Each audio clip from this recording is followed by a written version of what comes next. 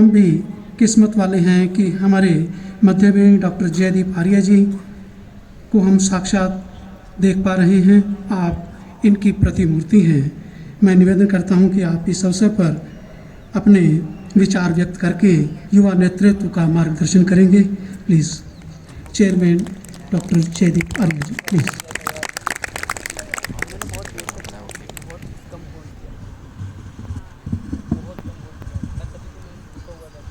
ओम स्वस्ति न इंद्रो वृद्धश्रवः स्वस्ति नः पूषः विश्ववेदाः स्वस्ति नस्तारक्षो अरिष्टनेमि स्वस्ति नो बृहस्पतिर्दधातु। ओम शांति शांति शांति। मंचस्थ आज के कार्यक्रम के बहुत ही विद्वान मुख्य अतिथि, एक कर्मठ कार्यकर्ता के रूप में मैंने देखा कि एक समर्पित, मानवता को समर्पित ऐसा व्यक्तित्व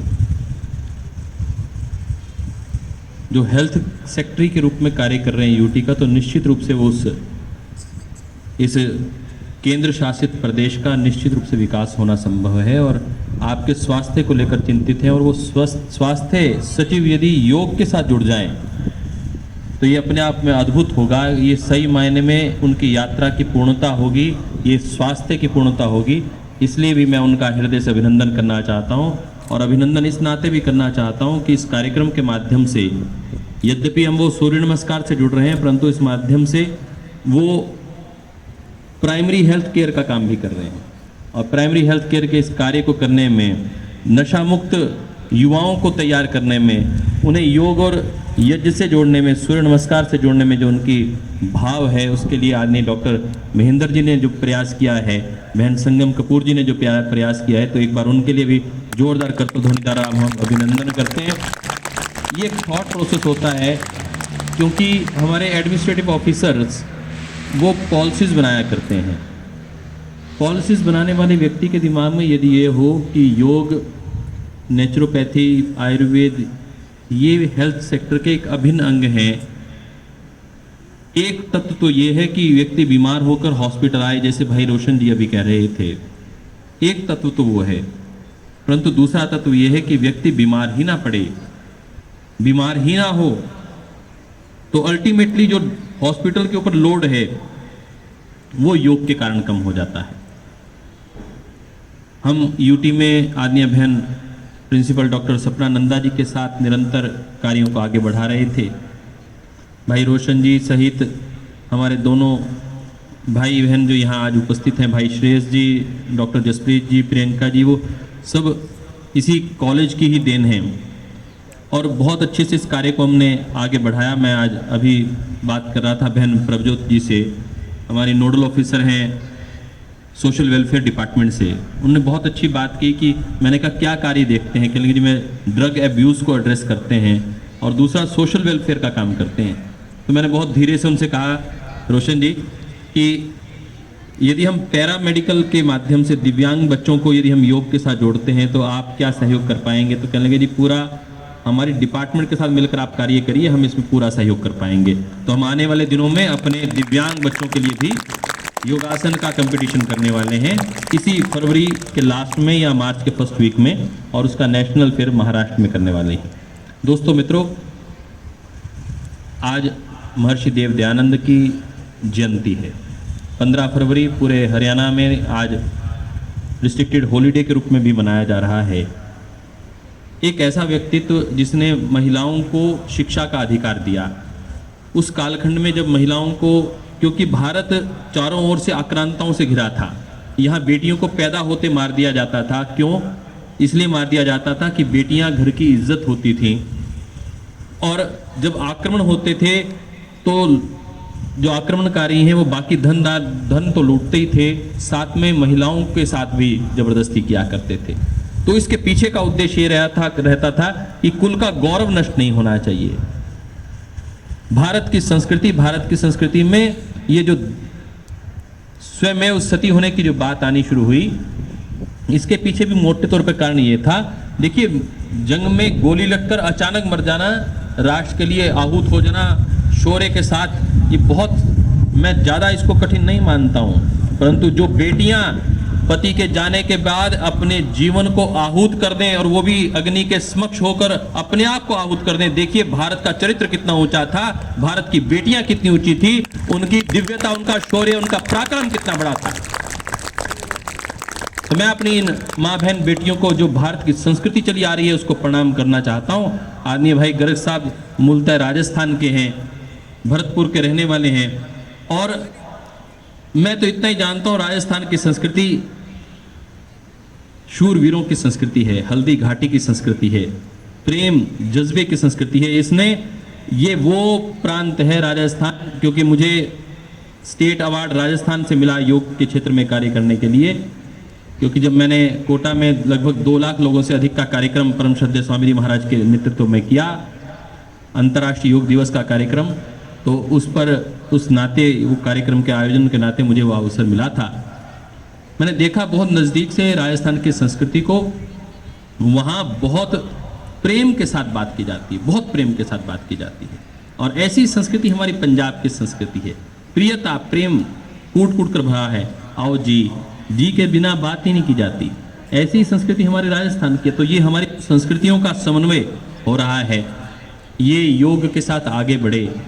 आप सब काफ़ी देर से इंतज़ार कर रहे हैं कि सूर्य नमस्कार करें। आपको क्या चीज़ मिल रही है इस वक्त? मुफ्त में मिल रही है। क्या मिल रहा है? विटामिन डी मिल रहा है। आजकल लोग, अमेरिका में तो लगभग 60% लोग डिप्रेशन के शिकार हैं, और उसका बड़ा कारण क्या है कि उनको सूर्य की धूप नहीं मिलती, विटामिन डी नहीं मिलती, बहुत इम्यूनिटी का लॉस हो जाता है। मैं पहले सोचा करता था अंग्रेज ऐसी मूर्ख हैं, उठ के सारे सागर के किनारे नंगे लेटे रहते हैं, परंतु बाद में ध्यान में आया कि वो कपड़े उतार कर लेटते नहीं हैं, उनको तो धूप चाहिए, क्योंकि वो 6-6 महीने उनके क्षेत्र में धूप ही नहीं होती है, और उनके लिए कितनी आवश्यक है धूप, ये जिसको नहीं धूप मिलती उसको पता चलता है। हम अपनी प्रकृति का सम्मान करना सीखें। इस नाते हमने सूर्य नमस्कार का अभियान शुरू किया। हमारे यहाँ सुबह उठकर जहाँ तुलसी को जल देने की बात आती है, वहाँ सूर्य को भी अर्घ देने की बात आती है। हमारी वो संस्कृति पुनः जीवित हो, हम अपने आसपास की प्रकृति का ध्यान रख पाएँ, उसका संरक्षण कर पाएँ, अपने पेड़ पौधों को नमन कर पाएँ, वो किस प्रकार हमारे को जीवन प्रदान कर रहे हैं। ये जो पौधे आपको ऑक्सीजन दे रहे हैं, ये सूर्य तत्व जो आपको जीवन प्रदान कर रहा है, ये जीवनीय शक्ति दे रहा है। 4 दिन आप हॉस्पिटल के अंदर हों तो आपकी इम्यूनिटी लेवल वैसे ही कम हो जाए।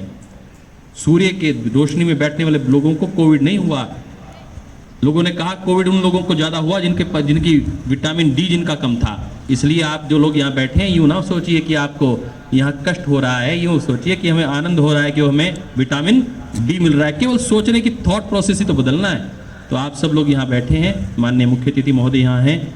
महर्षि दयानंद का निर्वाण क्षेत्र राजस्थान अजमेर रहा है, और उन्होंने सारे रजवाड़ों को इकट्ठा कर कर उस वक्त आज़ादी के आंदोलन को अग्रसर किया, जिस वक्त कोई आज़ादी का नाम नहीं लिया करता था। स्वराज्य के प्रथम मंत्र दृष्टा के रूप में अभी परसों माननीय प्रधानमंत्री जी ने उनके द्विशताब्दी 200वें वर्ष की शताब्दी समारोह का उद्घाटन किया।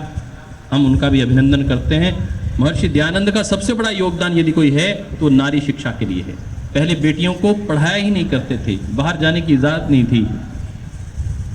तो मुझे लगता है सब बेटियां एक बार अभिनंदन कर दें महर्षि देव दयानंद का, क्योंकि आज यदि हमारी बहन यहाँ पर प्रिंसिपल है तो उसके पीछे कोई बड़ा तत्व है काम कर रहा, तो महर्षि दयानंद की वो संस्कृति है जिन्होंने लड़कर पूरे समुदाय को, समाज को प्रेरित किया कि नहीं, हमें अपनी बेटियों को पढ़ाना है। गुरुकुलों की स्थापना की, जो गुरुकुलों में कभी राम और कृष्ण पैदा हुआ करते थे, बड़ा करते थे, पढ़ा करते थे, वो खंडित हो गया था कालचक्र। आज हम देखते हैं श्रद्धेय स्वामी रामदेव जी, आचार्य बालकृष्ण जी वही गुरुकुल की परंपरा से हैं, और आज पूरी दुनिया उनको सुनने के लिए आती है।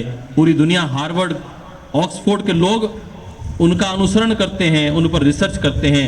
अर्थात भारत की शिक्षा पद्धति सारी दुनिया के लिए आज भी उतनी सौम्य है, गम्य है, और उसका अनुसरण किया जाना चाहिए। तो आप गुरुओं का आदर करने वाली जो संस्कृति है भारत की, यही भारतीय संस्कृति है, यही भारतीय शिक्षा है। महर्षि दयानंद ने दूसरी बड़ी बात की, गुरुकुल शिक्षा पद्धति और वेद की ओर लोगों को मोड़ा। मैं और अधिक आपका समय नहीं लेते हुए आप सबको पुनः अभिनंदन करना चाहता हूं। हमारे योग और हेल्थ कॉलेज सेक्टर 23 को और सेक्टर 11 का जो ये कॉलेज है इसका एक अच्छा समन्वय हुआ है, और एक अच्छा समन्वय, और हमारे बहुत कुशल मंच संचालक हैं जिन्होंने बहुत अच्छा संचालन कर रहे हैं, उनको मैं देख रहा था कि बहुत अच्छी पकड़ है उनकी प्रस्तुति के ऊपर। उनका भी बहुत अभिनंदन, और हमारे मंचस्थ सभी लोगों का, मेरे साथ आए भाई शेष जी का, जसप्रीत जी का, और हमारी जो योग की प्रस्तुति करने वाली टीम थी, इनका भी एक बार आप सबकी ओर से जोरदार अभिनंदन। इनको 7,000 रुपये मेरी ओर से अभी तत्काल पारितोषिक कम से कम 1,000 बच्चों को मिले, क्योंकि इन बच्चों ने वो किया है, आपको लगता है ये 2 मिनट की प्रस्तुति थी, परंतु ये दिन में 6-6 घंटे प्रैक्टिस करते हैं, तब जाके इतनी अच्छी प्रस्तुति दे पाए। इतना ही कहते हुए पुनः महर्षि दयानंद को नमन करता हूँ, भारतीय संस्कृति को नमन करता हूँ, और सूर्य नमस्कार अभियान में भाग लेने के लिए आए आप सब लोगों का अभिनंदन करता हूँ। जय भारत, जय भारती। भारतीय वैदिक सनातन जीवन पद्धति जो कि आज वैज्ञानिकता की कसौटी पर खरी उतर रही है, जो जो विज्ञान का विकास हुआ है, भारतीय दर्शन, भारतीय वेद, वेदांत, जीवन पद्धति, और इस पर आपने हरियाणा योग आयोग चेयरमैन डॉक्टर जयदीप आर्य जी को सुना। बहुत बहुत साधुवाद सर, धन्यवाद।